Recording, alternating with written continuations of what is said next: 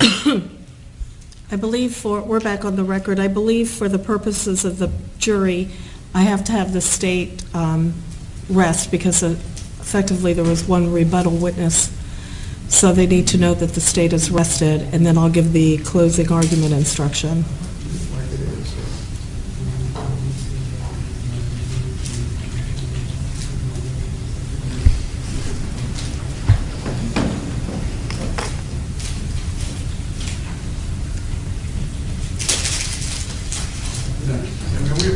Yes.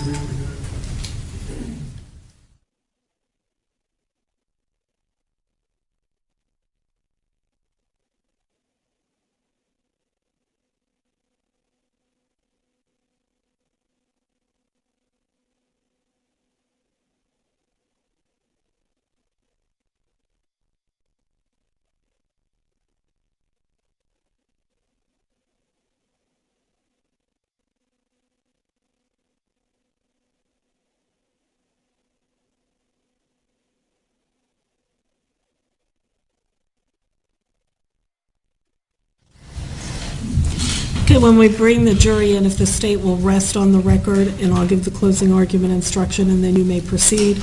We will take a recess an hour into your argument. Are we ready to bring the jury in? Defense ready? Yes, Your Honor. Okay, thank you. Let's go ahead and bring him in.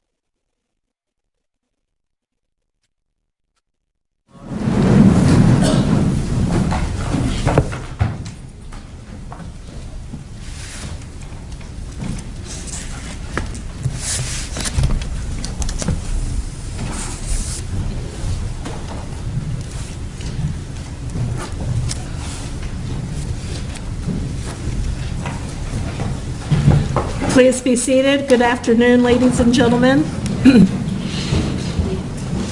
Welcome back. And as you're getting settled in with your notes, I'm going to ask you my questions. If your answer is yes to any of my questions, please raise your hand. During the overnight recess, did any of you have any discussions amongst yourselves or with anybody else about the case? No hands are being raised. Did any of you read or listen to any emails, text messages, tweets, social networking pages, or blogs about the case? No hands are being raised. Did any of you use any type of an device to get on the internet to do independent research about the case, people, places, things, or terminology? No hands are being raised. And finally, did any of you read or create, or I already asked you that one. Never mind. It's been a long morning. Okay, Mr. De La Rionda, the state rests. Yes, Your Honor. At this time, we'll announce rest. Okay, ladies and gentlemen, both the state and the defendant have rested their cases. The attorneys will now present their final arguments. Please remember that what the attorneys say is not evidence or your instruction on the law. However, do listen closely to their arguments. They are intended to aid you in understanding the case. Each side will have equal time, but the state is entitled to divide this time between an opening argument and a rebuttal argument after the defense has spoken. And just so we know, Mr. De La Rionda will let us know when would be a good breaking time for a recess during his argument. So we will take a brief recess in the middle. You'll just let us know when. Yes, you may proceed. May it please the court, counsel.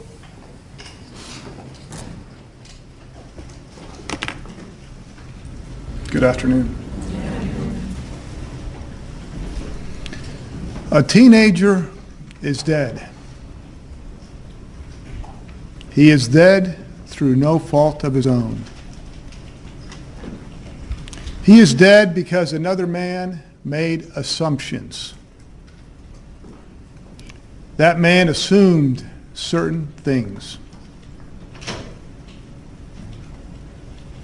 He is dead not just because the man made those assumptions, because he acted upon those assumptions. And unfortunately, because his assumptions were wrong, Trayvon Benjamin Martin no longer walks on this earth.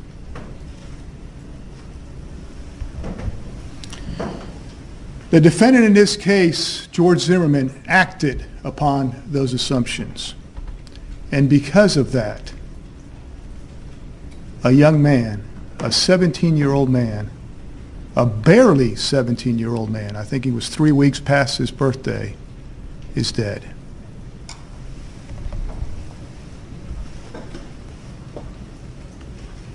Unfortunately,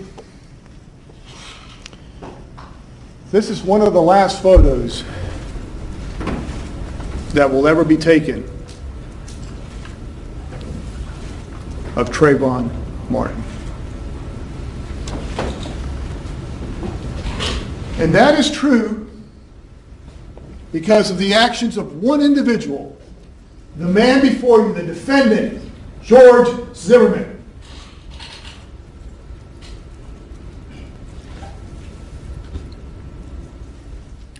A man who, after shooting Trayvon Martin, claims to not have realized that he was dead. And what did he do? Do you recall what the testimony was about what he did after? Did he render or attempt to render the same aid that those heroic officers from the Sanford Police Department did, who didn't wear the mask that they normally would wear, but gave mouth-to-mouth, performed CPR in an attempt to bring life back into that young boy? Did he do that?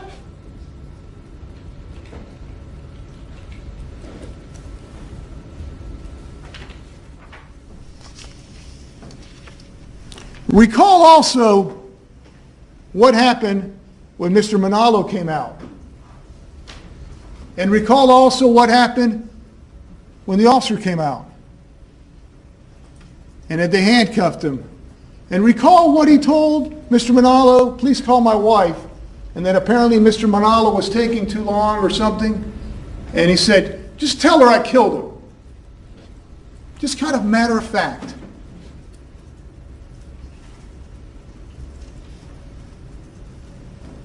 Those acts, those actions speak volumes of what occurred that evening, Sunday evening. And they speak volumes of this defendant's actions.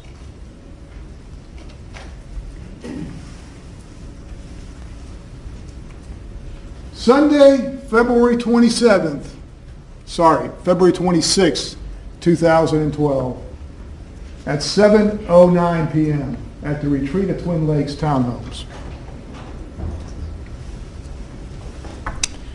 Now, you're obviously aware that the shooting actually happened minutes later. In fact, I think because of the recording that was made, we were actually able to precisely determine when that fatal shot occurred. And it occurred at 7:16 and 55 seconds. But I would submit that the events leading up to this murder actually occurred not just earlier that Sunday evening, but months before. And why do I say that? Even though Trayvon Martin wasn't there months before, why do I say that the events leading up to this occurred months before?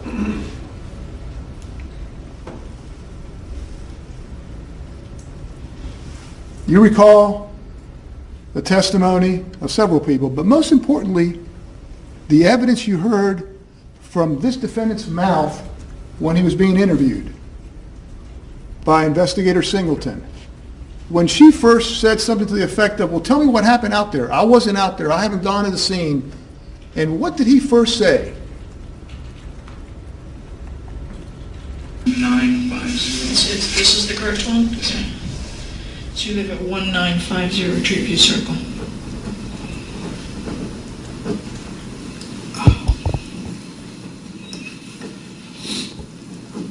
Okay.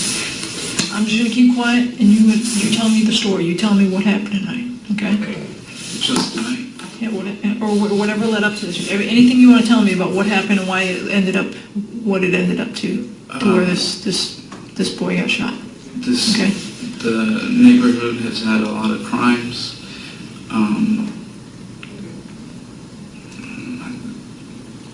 My wife saw our neighbors get broken into and she got scared. Are you talking about the residents or vehicles? The residents. Okay. While it was occupied. So I decided to start a neighborhood watch program in my neighborhood. Okay, what is the name of the neighborhood? Retreat at Twin Lakes. Now, those actions weren't anything sinister or terrible or evil or of ill will. Those were actions that occur throughout the United States in many cities, unfortunately, where crimes occur in a neighborhood and people get together and form neighborhood watches or other associations to deal with it. There's nothing sinister or wrong with that. But in this particular case, it led to the death of an innocent 17-year-old boy. Because this defendant made the wrong assumption. He profiled him as a criminal. He assumed certain things, that Trayvon Martin was up to no good. And that is what led to his death.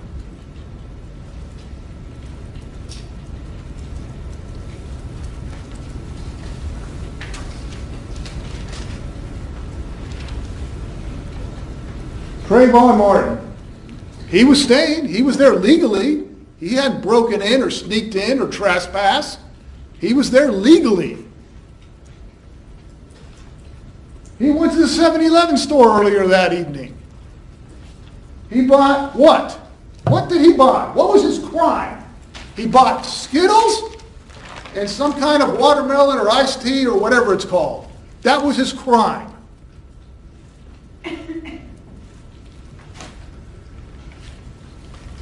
He had $40.15 in his pockets.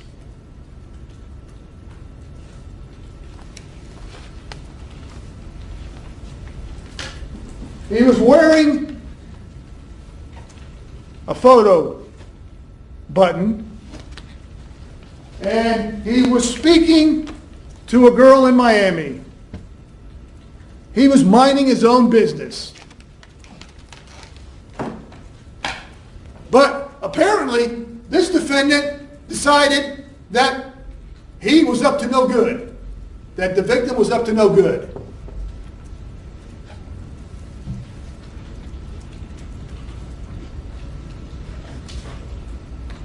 What had Trayvon Martin planned for that evening?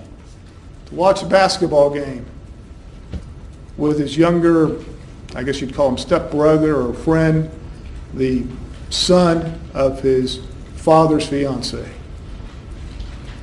That's where he was headed, back home. You know, this wasn't at 2 o'clock in the morning or partying somewhere. Not that that would in any way minimize it, but he was just doing a normal everyday thing. He went to the store, got something, got some Skittles and some tea or drink, and was just walking back. Now it was raining. He was wearing a hoodie. Last I heard, that's not against the law. But in this man's eyes,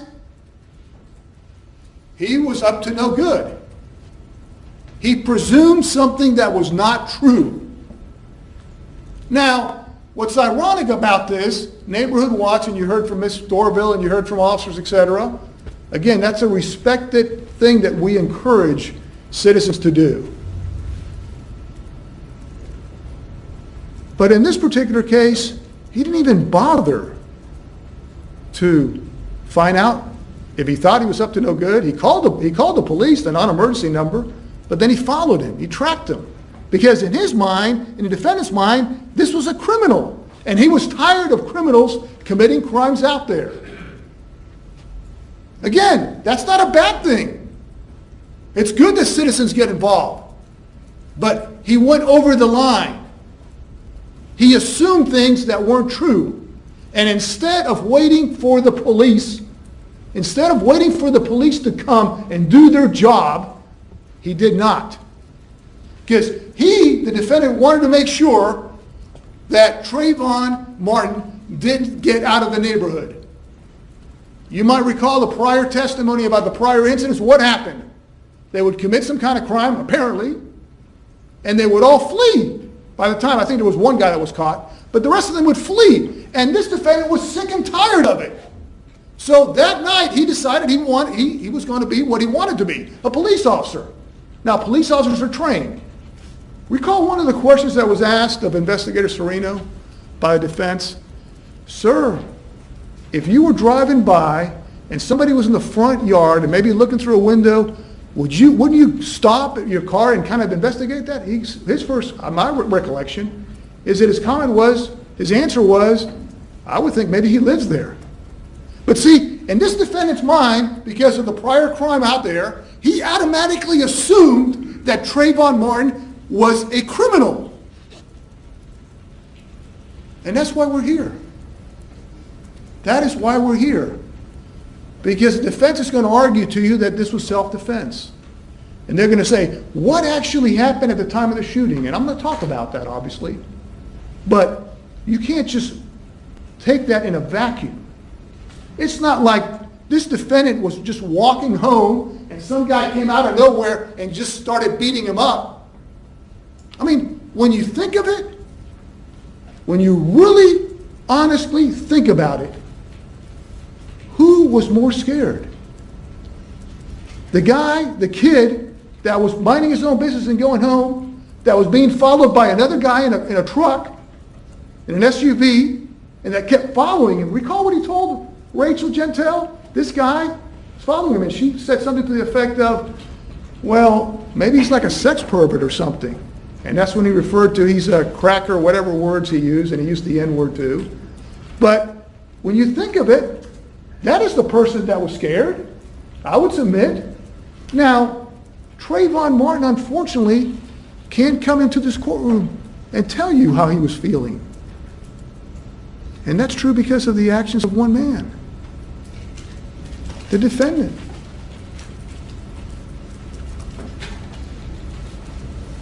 Let's talk about the defendant that night. No dispute that he lived there at Retreat of Twin Lakes. No dispute that he was I would submit he was the neighborhood watch. But again, that's perfectly good. That's a good thing. But he was upset that burglars got away. That's also a good thing.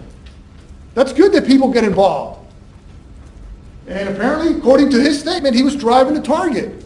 Now, he's driving to Target, it's raining, and what does he do? Okay, he calls the police unsuspicious, but then he tracks this guy down. He tracks Trayvon Martin. He doesn't just call the police and, okay, stay in your car. He keeps following him. And then he goes even further. He gets out of the car. So he sees the victim, he's suspicious of the victim, and then he calls 911, non-emergency. Now, all those actions, no crime's been committed there. There's no crime right there. But it's important to realize this is what led to Trayvon Martin being dead.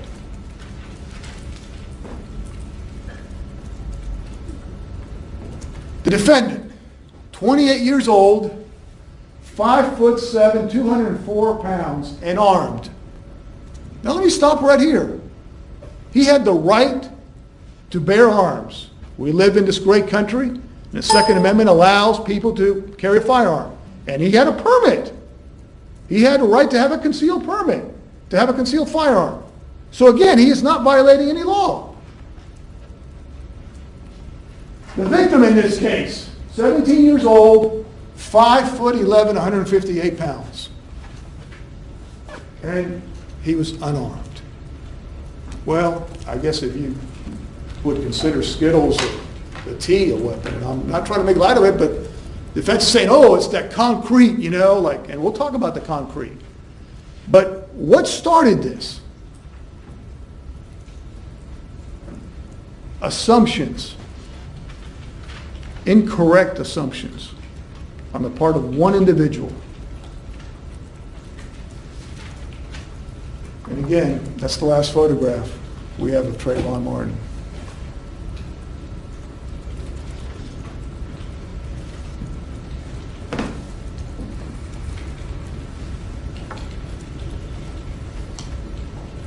This innocent 17-year-old kid was profiled as a criminal.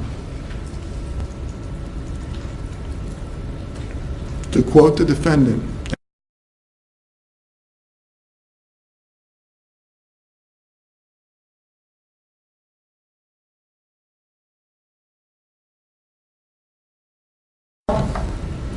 the defendant, Mr. Zimmer, didn't scream that out, and so the defense will argue, well, that shows that he didn't have any ill will or hatred. No, I would submit to you that he uttered it under his breath, and that itself indicates ill will and hatred, because he was speaking to the 911 or non-emergency person. But what he was doing is he was verbalizing what he was thinking. And that's why that's important.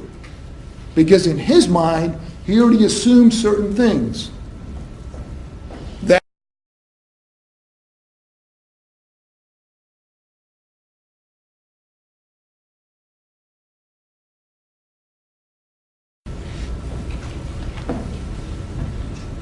you recall the prior calls?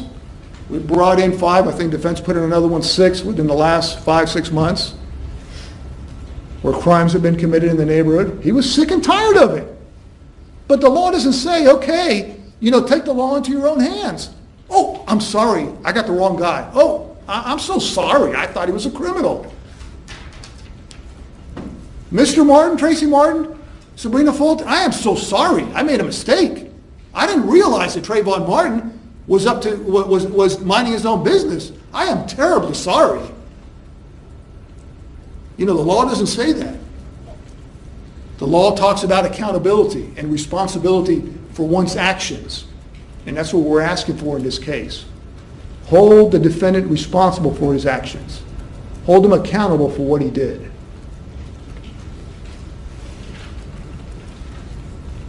Because if the defendant hadn't assumed that, Trayvon Martin would have watched the basketball game. George Zimmerman, I'm assuming, would have gone to Target and did whatever he does on Sunday evenings, and we wouldn't be here.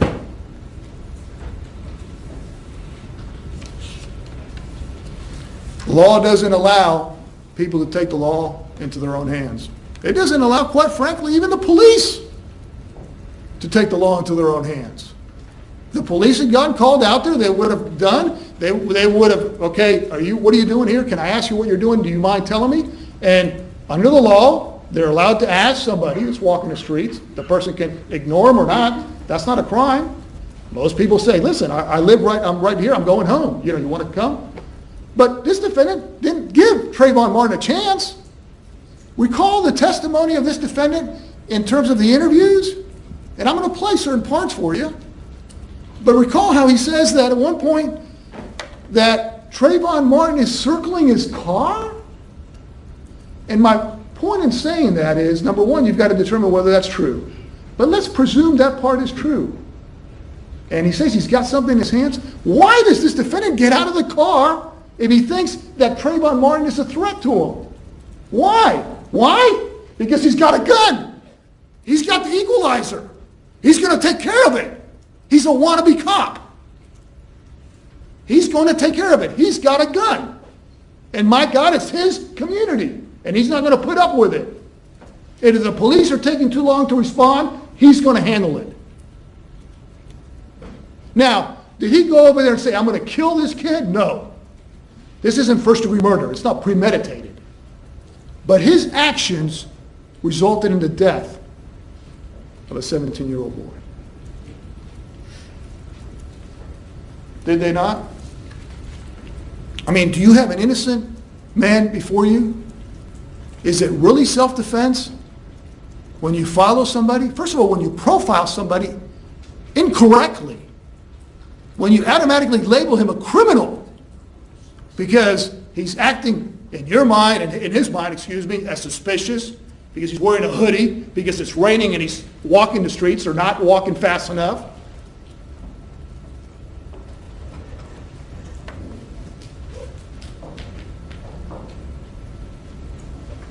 I thought in this great country, no matter how stupid we might think somebody's acting because it's raining and he's walking or doing whatever, that's not against the law. He did have his hoodie on. It was raining off and on.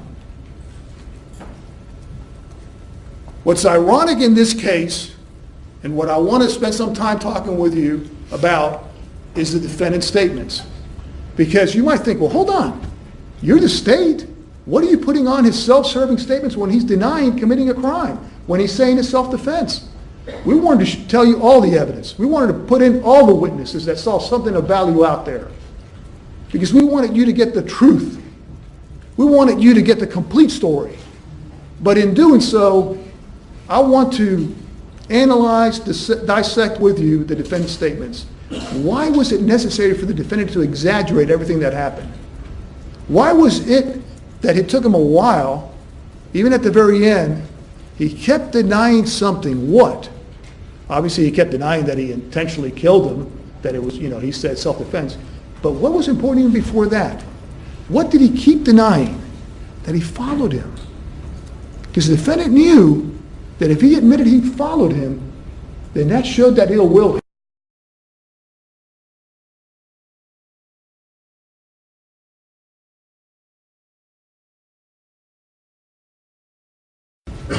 And that's what we have here, ladies and gentlemen.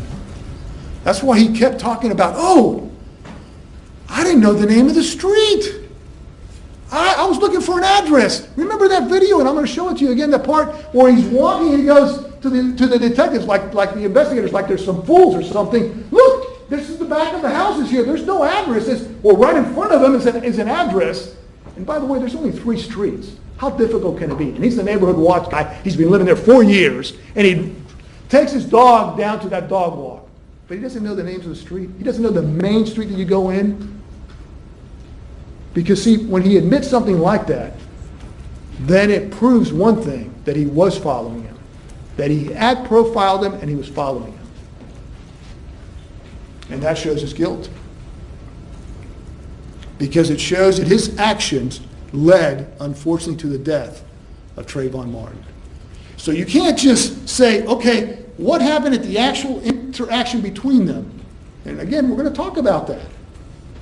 Because unfortunately, and I stress unfortunately, there's only one person, well, there's 2 people. One person's not with us anymore. But there's only 2 really people who knew what really happened out there. And he, the defendant, made sure that other person couldn't come into this courtroom and tell you what happened.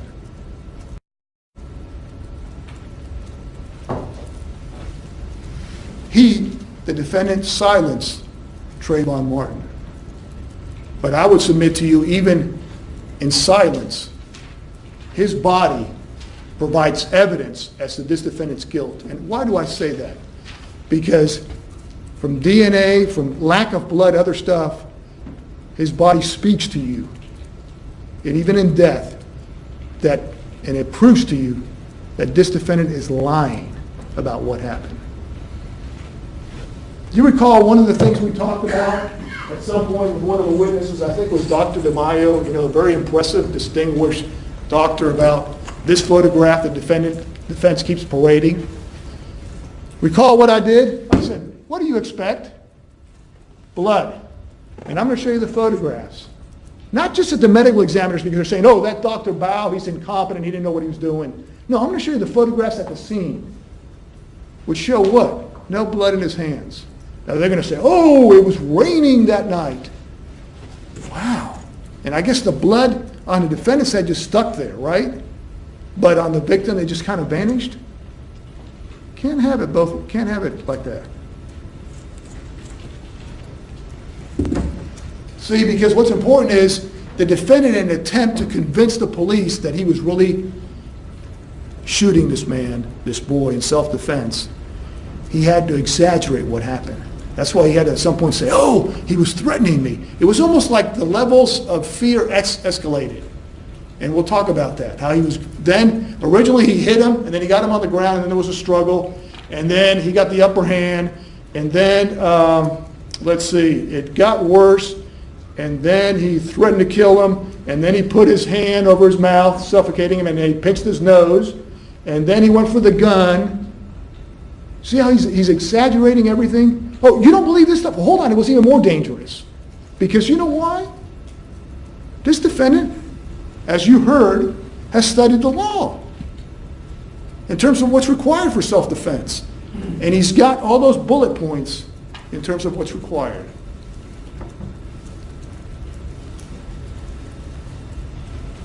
So, if you take one word out of here that I would submit to you shows this defendant's guilt, it's assumptions on the part of the defendant. The defendant assumed that the victim didn't belong at the retreat of Twin Lakes, didn't he? That the victim was committing or about to commit a burglary. He assumed and he profiled the victim as a criminal.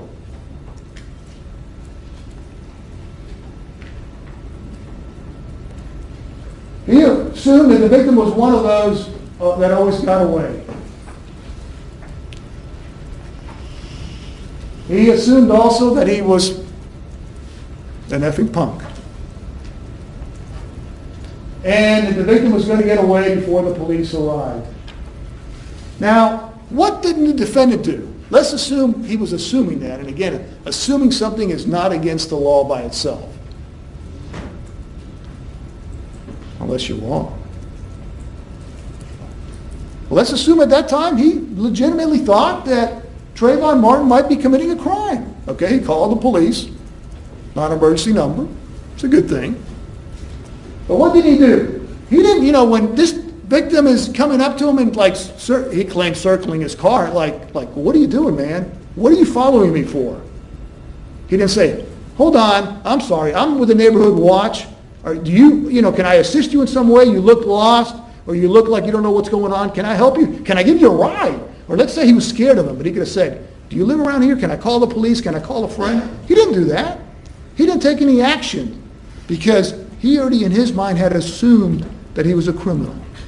And he wasn't going to give him any benefit of the doubt. Did he roll down the window and identify himself as a neighborhood watch? Just say, listen, I've called the police. I'm not a bad guy. I'm not a pervert. I'm not following you for anything, whatever your name is. But you mind waiting? The police are on their way. They're going to be here in about 30 seconds or a minute. Sometimes they take a little bit longer. But would you mind waiting here? I'm a little suspicious of what you're doing. Would you mind waiting? He didn't do that. Did he wait for the police? No. Did he wait inside his car? No. You let the victim know he wasn't a weirdo now. So let's talk about weighing the evidence. In terms of what the instructions, the court will give you an opportunity to see and know. Were the answers that the witness gave straightforward? Did anybody have an interest in the outcome? And did the evidence agree with the other evidence? Are there prior inconsistent statements? And again, use your God-given common sense.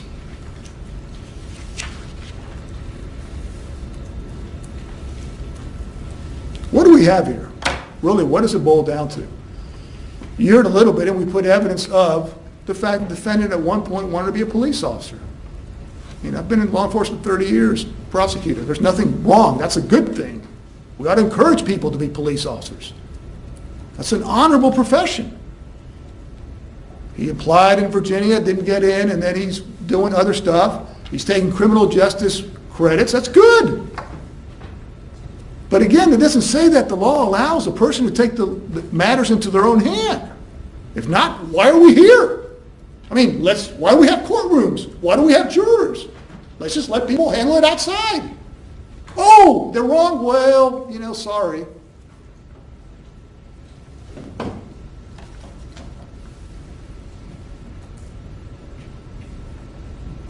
So I want to talk about the witnesses.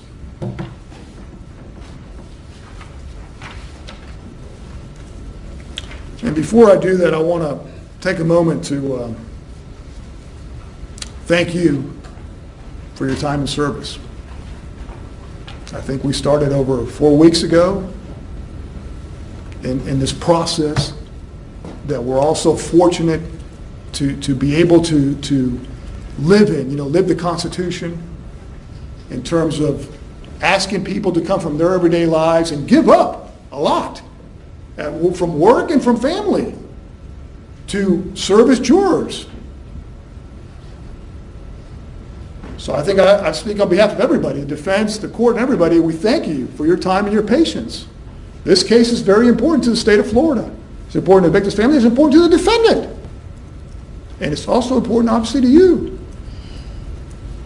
You probably realized that as you all are watching the witnesses and watching the trial, periodically the attorneys will watch you, and the court will. And you guys were very attentive. Some took more notes than others. But without a doubt, nobody was falling asleep. And, it's a long process. You've been here a long time. And we're towards the end. But I want to take a few moments and talk about what I would submit is how you arrive at a verdict. We ask in this great country for people to serve as jurors without really any legal experience. In a lot of countries, they have lawyers or judges that are already automatically plugged in as such, and that's what they do. They have professional people that sit as jurors. We ask people to come from their everyday lives and sit as jurors. That's what I would submit makes this country great. So how is it that if you're asked to come and you really don't have any legal experience, how do you arrive at a verdict that speaks the truth? How do you arrive at a verdict that is just? I would submit to you do 3 things.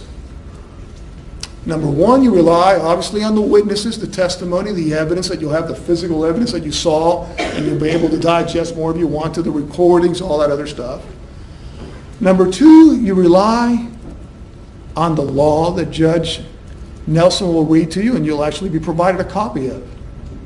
And number 3, and perhaps most importantly, you rely on your God-given common sense. That common sense that we just kind of use automatically without even having to think about it to make decisions at home and at work. The law encourages you to do that in evaluating the evidence, determining what's valid, what's not, and what makes sense. And when you do those 3 things, when you rely on the witness's testimony, the physical evidence, and other stuff, when you rely on the law, and then when you rely and apply your common sense to you, I would submit to you, you come back with a verdict that speaks the truth, a verdict that is just. And that verdict would be that this defendant is guilty of murder in the 2nd degree. Do you believe that there is an innocent man sitting over there right now? Do you believe that he just assumed something, but he kind of overreacted a little bit, but it really wasn't his fault? that Trayvon Martin is dead?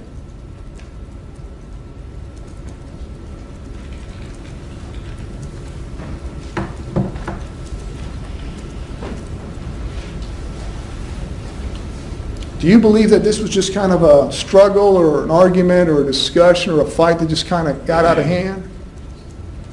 Perhaps. But who started this? Who followed who? Who was minding their own business? And again, of the two, who was the one that was armed? And who knew that they were armed?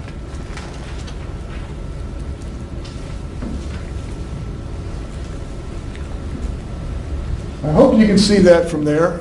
And I've got it right here too. It's a timeline, and it's going to kind of tell you a little bit about what happened there. It's a timeline showing the phone call, and you'll be able to take it back there. It's in evidence. But it's a timeline showing the phone call between Rachel Gentile and Trayvon Martin.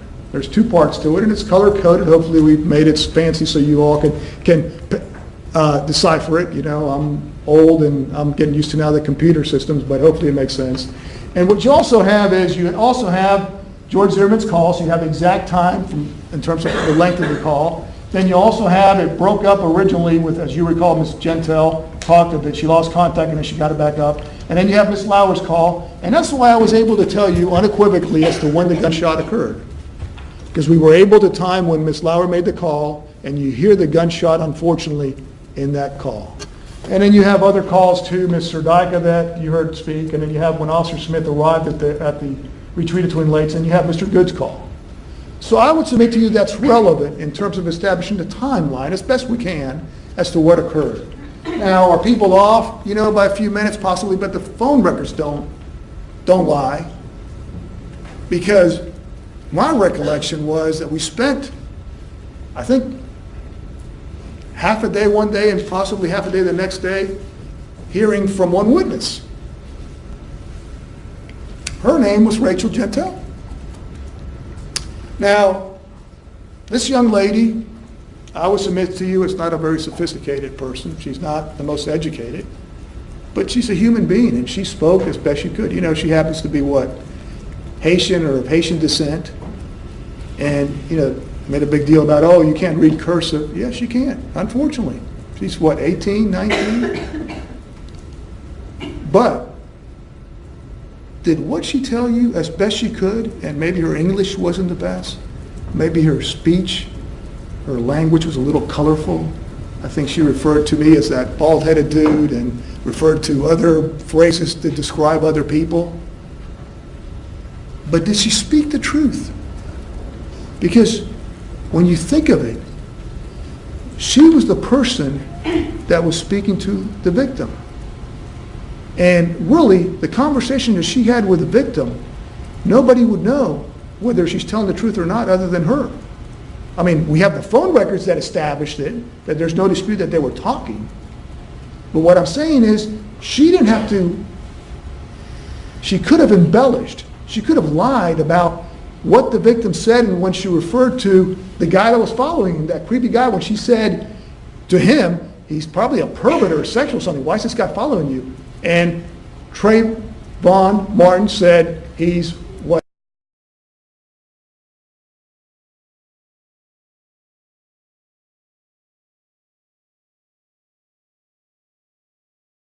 I mean, she could have, and nobody would have known the difference. It wasn't like her conversation was being recorded. But see, her use of colorful language doesn't mean that her testimony is less credible, just because she's not a highly educated individual.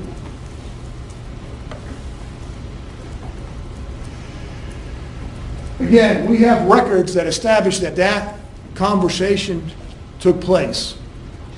So there's no dispute about that. And those records are up there. But let's talk about, she spent hours on that witness stand. Why? I guess attempt to discredit her in some way?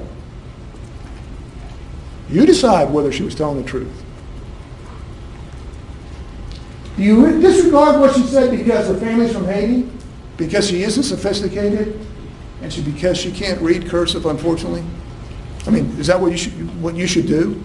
I don't think the instructions are going to tell you that, but you could decide.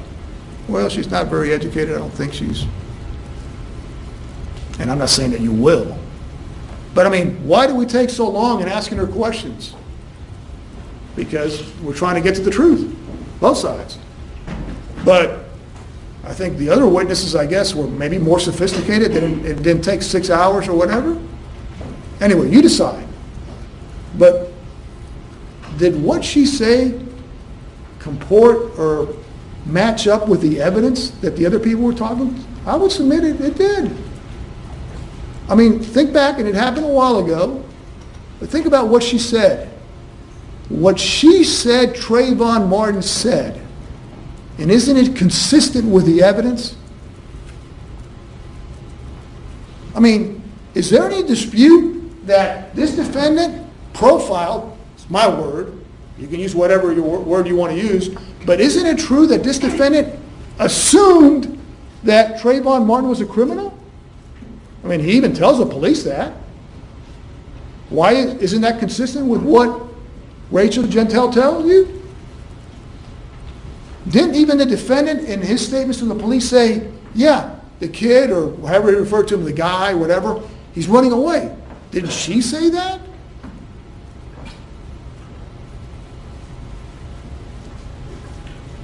I had a dream that today a witness would be judged not on the color of her personality, but of the content of her testimony. On the content of her testimony. Just because she's got a colorful personality, just because she referred to me as a bald-headed dude or whatever, that doesn't mean her story, her statements aren't accurate.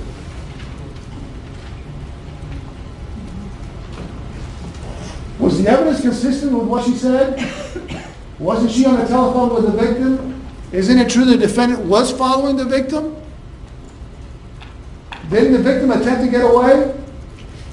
Didn't the defendant confront the victim? I don't think the defense will admit that. Defendant and the police didn't admit that. But what did he say? Oh, I was just looking for an address. Oh, I was just looking for the street. Oh. You were minding your own business, and all of a sudden, this victim that you were following just decided to all of a sudden attack you out of nowhere. In fact, she went a little further, I would submit. She warned the victim that maybe he was a sexual pervert. And again, colorful words were used by her to describe the defendant in terms of what the victim had described the defendant as. I would submit to you that that's an example that she's telling the truth. Now, she did lie about funeral and about her age originally to the police, to me, to the mother. Why? Okay, she's guilty of that. She didn't want to go have to see the body. She didn't want to deal with it. And she lied to the mother of Trayvon Martin. So you could disregard her testimony because of that. She lied about her age because she didn't want to come forward. Maybe she realized that she might have to testify and people would find out that she can't read cursive. Unfortunately.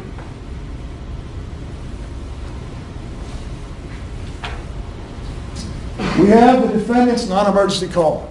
No dispute about that. That's recorded. I believe there might be a dispute as to whether the operator told him not to follow or not. You decide.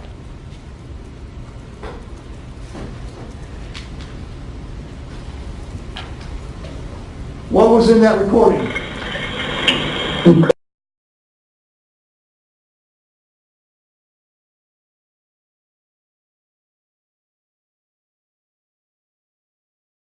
Say that under his breath. Doesn't that kind of demonstrate what the defendant was feeling at the time? I mean, that wasn't information that he was providing to the operator.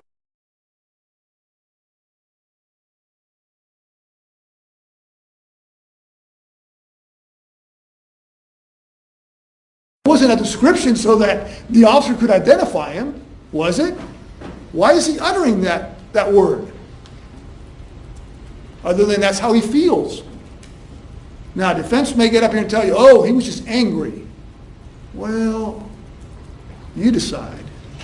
I would submit to you on behalf of the state of Florida, that's more than a little angry. That's frustration. That's kind of ill will, hatred, that you've made up your mind he's a criminal, and you're tired of these criminals committing crimes, and my God, he's not going to get away.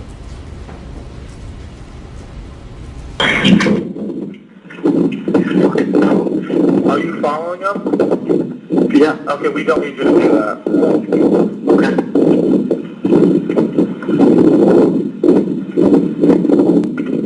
All right, sir, what is your name? Why was it necessary to, again, utter the words effing punk? If he hadn't already in his mind determined that he was a criminal, that Trayvon Martin was a criminal, and he was not going to get away. Recall the testimony in terms of the entrance, and again, we talked about the fact that there's only 3 streets. This is one. This is the one that circles all the way around, and then there's another one. But of course, he claims to not know the street that he comes in every day, in and out, Twin Tree Lane, right here. He claims to not know that street. And ladies and gentlemen, I'm going to show you in that interview, with one of the interviews with the detective in the car leading up to it, he makes reference to the street name. And then, like, a minute later, he's talking about, I don't know the name of the street.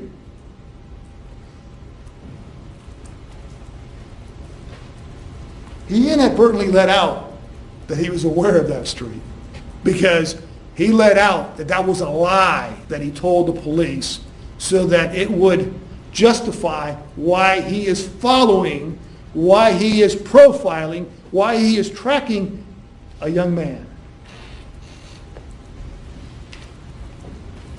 And again, that's just a close-up of where this happened right here.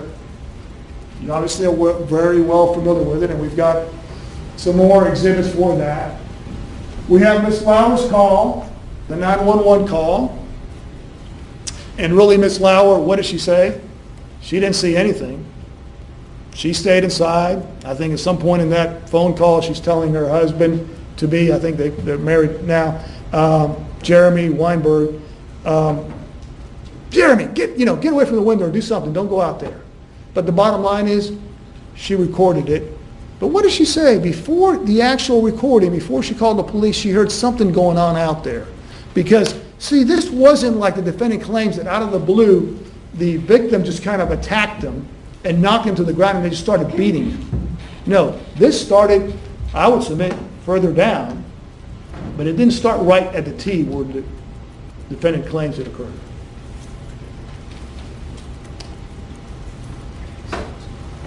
Mr. Dyko, you heard from her too. And we've got the vantage point in terms of there, where her place was. My recollection was she's got the cat, I think his name was Leo, who's got the ledge there, and she was kind of looking out, and she was reading. At some point she got up, she looked. She had a good vantage point. She did observe something. And what did she tell you? That in her opinion, based on what she saw, she thought the bigger man was on top. And she told you that the voice she heard, she thought was of a child versus an older person. Now, is she an expert? Had she ever heard these voices before? No. She's just telling you what she believes.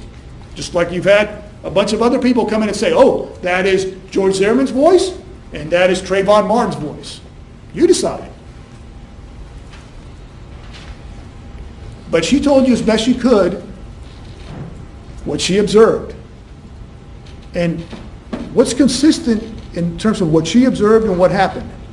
Because, see, the issue is, at that time, when there was contact between the defendant and the victim, did it occur as the defendant claims? First of all, you'd have to believe that he really wasn't following him, and he was just kind of minding his own business. He was going out for a walk. His walk got interrupted because some guy attacked him. You've got to believe that. You got to believe he wasn't following anybody. He wasn't up to doing anything. He was just kind of minding his own business. And as he was walking back, the victim, for some reason, just decided to go attack him. So you got to have that assumption. It's got to be accurate. And then you got to assume that then the victim just hit him and knocked him to the ground and just started beating him. And poor defendant, poor George Zimmerman, he just kind of took it, boom, boom, just getting whacked over and over. He never did anything. Compare the sizes. And then, at the last moment, he was able to take out that gun, his concealed gun, and was able just to shoot him.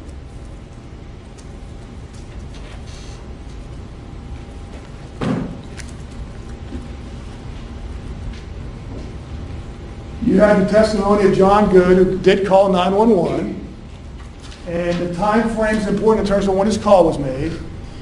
I think in opening statements, the defense told you that, represented to you that he is the eyewitness. He is the crucial eyewitness. He's the only eyewitness. I'll beg to differ, but again, what's important is what you think. Let's talk a little bit about John Good. What did John Good tell you? He saw what he believed was the victim on top of the defendant. Now, he did not see the shooting. He saw prior to the shooting. I would submit to you, when you kind of put all the witnesses together, that there wasn't just like the defendant knocking the victim down to the ground and then just staying on top of him, beating the hell out of him. I would submit to you that there was contact between them, that there was a fight, there was a struggle. Ironically, of the two, one of the individuals is the one that's had, 18 months MMA fighting? Oh, but of course he's just a pudgy, overweight man, is I think what Mr. Pollack said. He really didn't progress beyond the first level, but he's the one that's had MMA training of some type. But anyway, they interacted, they rolled around, and they fought. But again, you can't just take that in a vacuum. Why did this occur? What led up to this? And at the time of the shooting, was it necessary to shoot him? Well, the defense is going to parade the photographs of the injuries.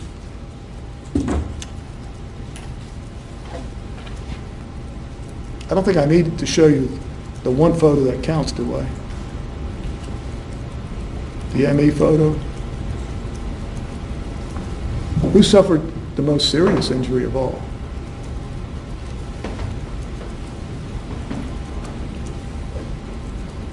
You heard from Ms. Bahador.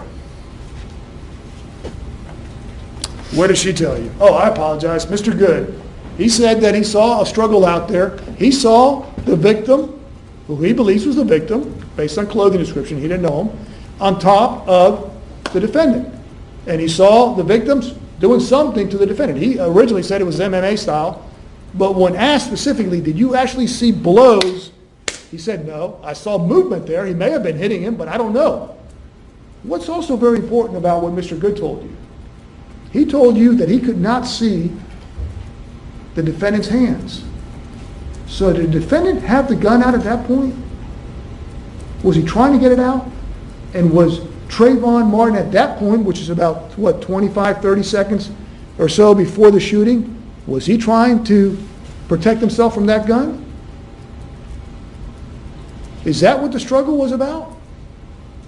That at some point, this defendant had the gun?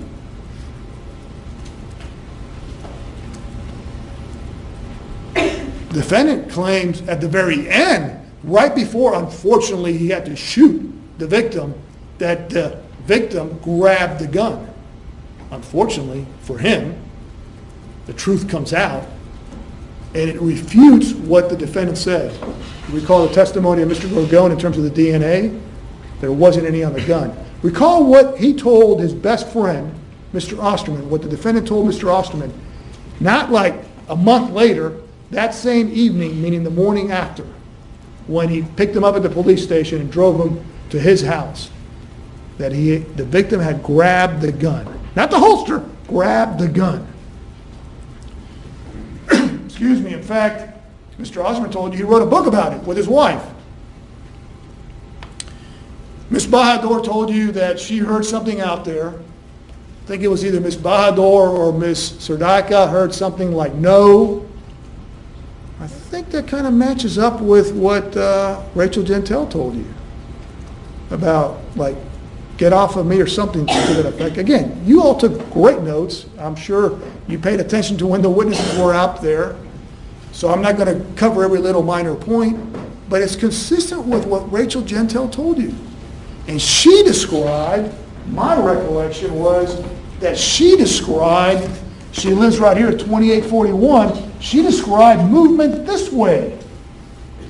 Was the victim headed home, as Miss Gentile told you? And I need to show you the bigger diagram, because you know what's ironic? Is recall, even the defendants from the defendant's own mouth, that they always got away in this exit over here, the other exit, and the victim, you might recall, was staying right here. Was he headed there and did the defendant kind of cut him off? But it's consistent with what Miss Bahadur told you in terms of from her back, left to right. And what did she see? She saw them struggling. That is, defendant and the victim struggling upright. The defendant claims that Trayvon Martin is the strongest guy in the world because he grabbed him, picked him up, and then transported him, what, 20 yards, 30? You saw the pictures, and I'll talk about the diagram, but he claims that he pushed them, or pulled them all the way over here. Recall where all the items are in connection to where the victim ended up?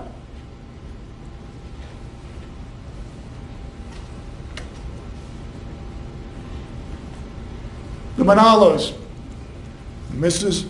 and Mr. Manalo, talked to you about what they observed, or what they really didn't observe. My recollection is Ms. Manalo said that the bigger person was on top. They made a big issue, the defense, in cross-examining her. Hold on, but you did see some photographs on TV, and the photographs you saw were of Trayvon Martin, and showed him playing football in like a football uniform. Yeah, that's true. But I still think the person on top was the bigger person. Now, she didn't see the shooting.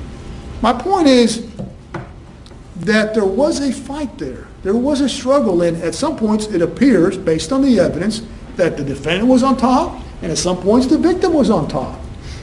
It's wrestling, struggling, whatever you want to call it. But why did it occur? Why did it occur?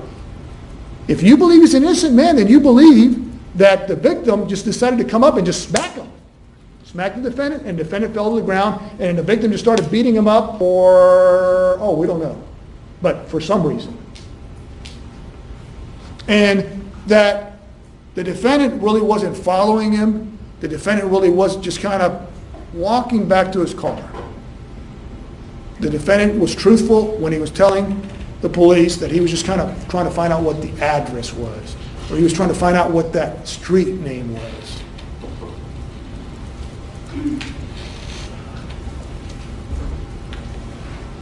And I apologize, Mr. Manalo told you that he went outside within seconds, I think it was like 20, 30 seconds, and when he stepped outside, he observed the defendant, and he said he thought the defendant was beaten up. He said the defendant was doing something, acting, and then he said he asked him about the phone and talking about calling his wife. And that's when he made that remark, just tell her I killed him or I shot him.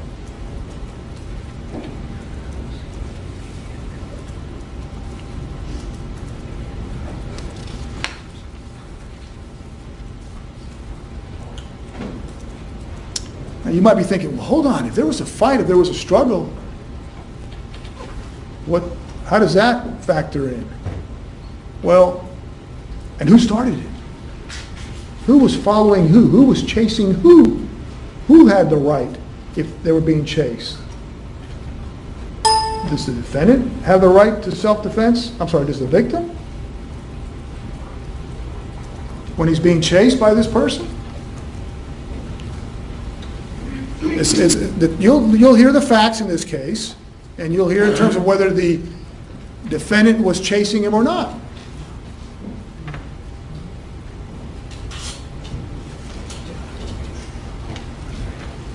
You know, it was dark out there. There's no dispute about that. It was raining. No dispute about that. And that's what these photographs show. It shows the distance from the sidewalk or dog walk to where the body was.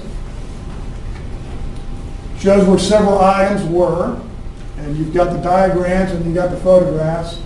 One thing I would submit that these photographs show is the absence of blood on that sidewalk. The other big thing is, if the defendant was really having his head bashed in, as he claims to the police, and he has some injuries to the back of his head, and we'll talk about that, but I think they were, what, centimeters or less? Why isn't his jacket all torn up? Or at least scratched up? If he was being picked up over and over, why is his jacket all right, the back of his jacket? You think about that? Or is he exaggerating what happened? Flashlight, that was with the key ring, and that's the one that was still on. Stage Exhibit 10 showed another angle in terms of the evidence out there. In terms of there apparently was some slope, and we'll talk about the significance of that, because based on what the defendant told the police. And again, this is showing Stage Exhibit 15, so the body was covered up. That's the other flashlight that the defendant had, and I think he's told the police that it stopped working or something. If you want to, check again his statements to the police. Was he carrying it in one hand? Why was he carrying it in one hand? Okay, I guess he took it out there to see, tracked down Trayvon Martin, and then it just stopped working, so he didn't put it in his pocket. I guess he was carrying his hand.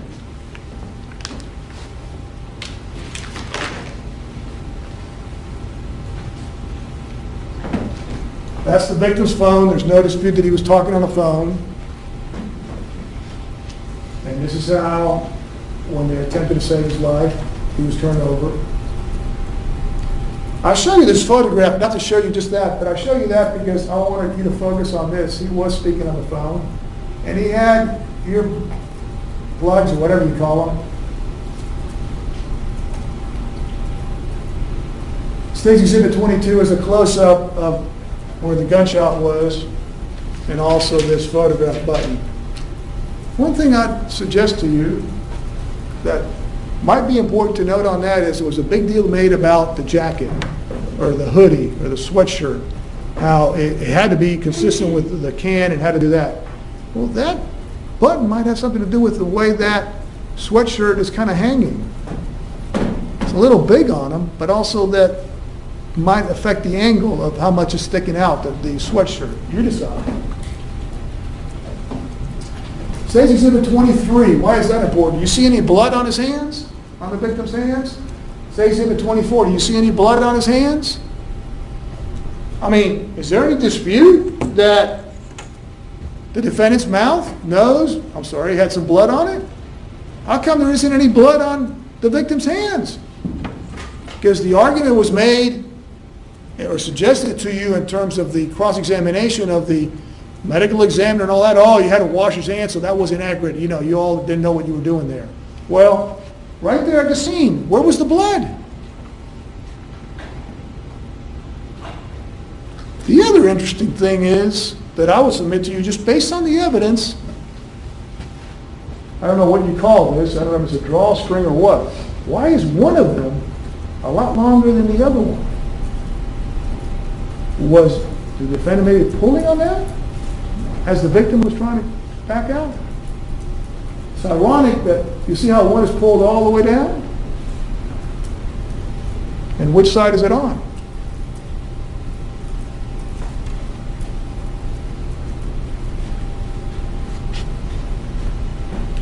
Stage Exhibit 29 just shows some of the other exhibits out there. Stage Exhibit 33, I put this in here because I thought, and we talked about it, I believe it came out during the testimony, that there's a street address right there. That's where the defendant claimed he didn't know the street name, or he couldn't find an address. Even though he's lived out there 4 years, he takes his dog out there, or dogs out there to walk, but he doesn't know that there's street addresses, because this isn't just like some fancy or just regular neighborhood that all the houses are different. These are kind of cookie cutter. They're all the same. But he didn't know that there was addresses out there, so that's why he had to walk that long distance to find the address or find the street for the police to aid him. State Exhibit 36 does just some daytime photographs, kind of showing you the area in terms of what happened out there.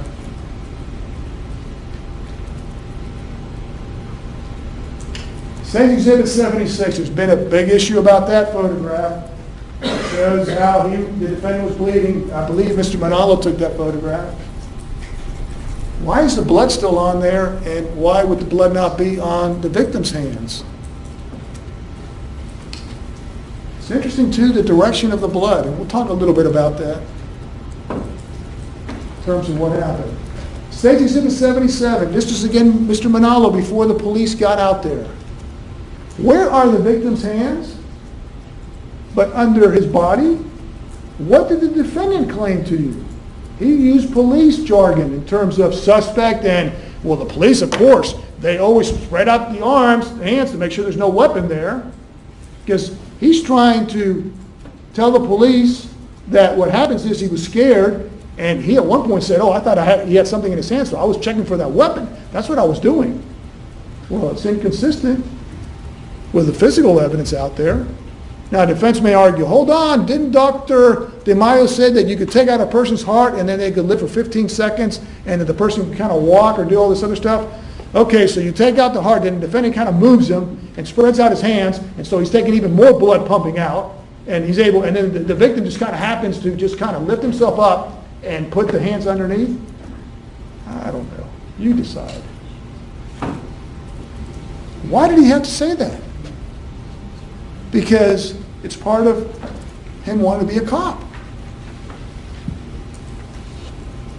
And that's what police officers do. Even when they shoot somebody, they usually handcuff them. Even if the person is dead, I mean, they handcuff them just for security purposes. The other interesting thing is, you recall the flashlight the defendant had in terms of in relation to where the body was. And again, the photograph that I showed you, State Exhibit 79, that was showing, I think, one or a few witnesses out there. And State Exhibit 80. Those are the two photographs that were showing out there that was taken, I think, by Officer Wagner. Defendant's gun. You recall what we heard about that from an expert regarding DNA? Swab from the pistol grip matches the defendant. And Trayvon Marks excluded. That is inconsistent with what the defendant claimed to Mr. Osterman. Told the police he was going for the gun. He told Mr. Osterman that he had the gun or grabbed I think he described what part of the gun he grabbed. And then there's other test results, not limited, and then no determination made on the other side. In the holster. You had also, I would submit, relevant the fingernail scrapings of the victim in this case. What were the findings? No DNA foreign to Trayvon Martin, no DNA results at all. So the victim in this struggle that the defendant claims he had with him when he was trying to kill him, basically, or shut him up so that he couldn't speak, where did all the blood go? Where did all the defendant's blood go? While we're on that subject, the defendant claims that he was the only one yelling out there. So all the cries for help were only him. You got to decide whether it was him or whether it was Trayvon Martin or whether it was both of them. It had to be one of them or both. But if he's yelling and if he's down and if he's got all this blood and he's swallowing the blood, how's he able to do all that? And why is there a consistent, in terms of yells of help, help, help, help? Why isn't it muffled down? Why is he able to yell if the defendant claims the victim was, how's he going to talk? Or is he lying about that? I would submit to you that's another lie. You saw that the hooded jacket was checked, and I'm just giving you very quickly the DNA results. You've got an exhibit there that's got them all in there. But just to demonstrate to you how thorough the investigation was in terms of the Florida Department of Law Enforcement doing their thorough analysis of the case in terms of the evidence. Remember, we take a, I don't know how far we've gone, or the court is online. If you're ready to take a break, we'll take a 15-minute recess. Ladies and gentlemen, please put your notepads face down on the chair and follow Deputy Jarvis back into the jury room.